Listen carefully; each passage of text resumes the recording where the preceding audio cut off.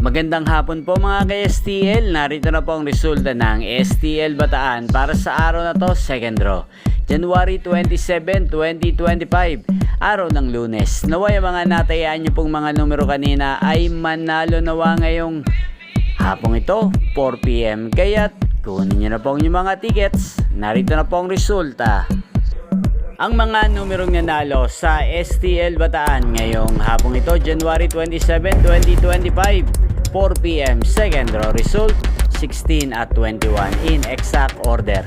Sa lahat po ng tumaya kanina sa STL Bataan para sa second draw ng 16 at 21, congrats po sa inyo. Panalo po kayo again, 16 at 21. At ngayong hapong ito sa STL Bataan, natin pong i-shoutout si Ate Cassandra ng Bataan. Shoutout po sa iyo Ate Cassandra, naway nasa mabuti ka pong kalagayan. At sana ang mga numerong tinatayaan mo sa Bataan, sana po ay manalo na po ngayong hapong ito.